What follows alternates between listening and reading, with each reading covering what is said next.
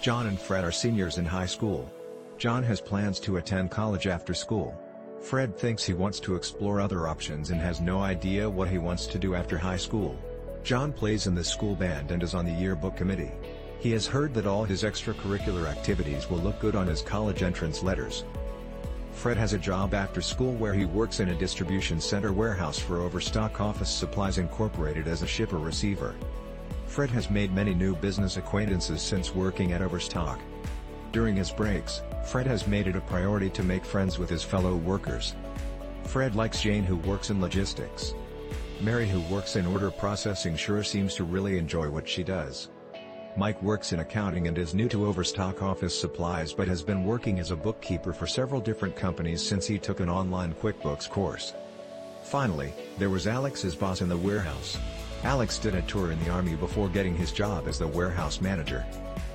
After his 30-day probational period, Alex pulled Fred off the warehouse floor to discuss his performance. After commending Fred on the great job he was doing, Alex told Fred about a few areas where he could improve his performance. Alex recommended a few online courses that the company would pay for that might help Fred develop some more of his soft skills. Alex told Fred that since his probationary period was over, he could participate in the company's 401k program. He added that the company does a 1-to-1 match on all contributed funds up to 6% of Fred's salary. John has applied to several colleges. He is not really sure what career he wants to go into. There are so many career choices and he is not sure what any of them really do on a day-to-day basis. John's parents recommended that since John was not too sure about what he wanted to do with his career, then he get a liberal arts degree. After high school graduation, Fred and John met at a local restaurant. John said he was accepted to a liberal arts college out of state. The tuition was $50,000 a year and room and board would cost him another $10,000 per year.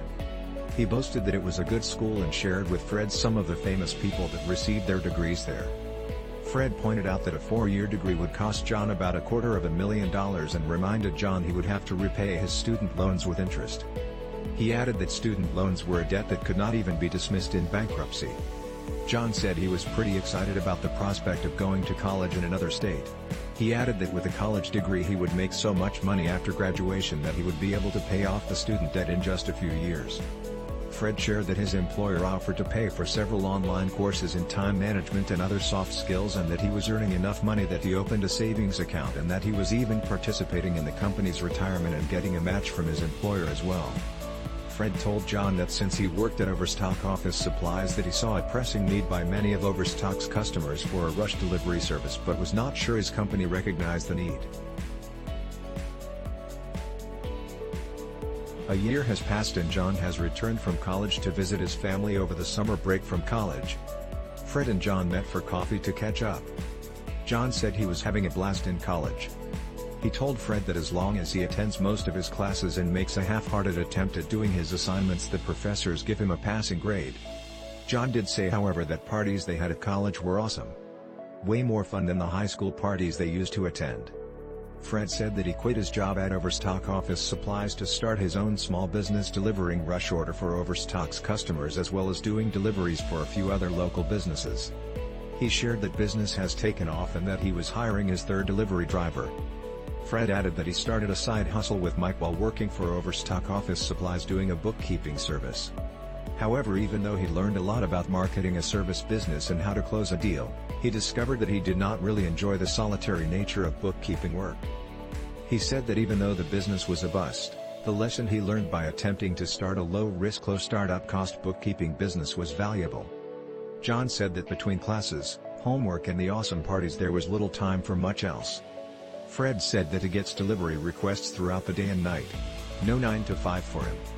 When he started, Fred said he used to take all the calls himself and do all the deliveries. Now he is a virtual assistant in the Philippines where all the calls are routed and several on-call drivers that make the deliveries. Fred spends his day marketing his business and working with new clients. 5 more years have passed and Fred and John have not seen each other in several years. John said that he graduated from college with a degree in Asian Studies.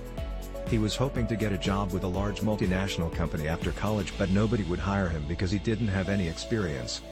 He said after about 4 months of job hunting, he accepted a position working at a local call center. John said he got married 2 years ago to a girl he met in college his senior year. He said he has a daughter that just had her first birthday last week. John said he hates his boss but he can't afford to quit his job because his wife is expecting another baby and they need the insurance. John said he heard that this company was going to have an opening for a shift supervisor and he thought he had a pretty good chance of getting the job. John added that he often had to take some extra shifts at work because between rent and his school loans he ran out of money before he ran out of week. Fred said about 2 years ago he received an offer to buy his delivery business that had grown to about $3 million in annual revenue. The offer was too good to refuse, so he sold the delivery business.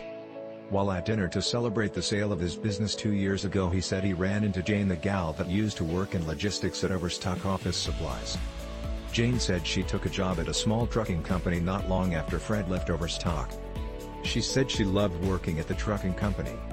She said the company has been in business for about 10 years but was having trouble scaling their operations. Jane asked Fred, since he just sold his delivery company, if he might want to meet the owner. About a week later she introduced Fred to the trucking company's owner. Fred liked their business model and after some back and forth he agreed to invest in the business. Fred became a 45% owner and became their vice president of operations. Fred used what he learned operating his delivery business to reorganize the operations at the trucking company. Today they have operations in 6 states with annual revenue exceeding $15 million a year. The founder and CEO told Fred that he wanted to retire, so they agreed to list the business for sale. Fred told John they were currently considering an offer from a publicly traded company to buy the trucking company for $6 million in cash.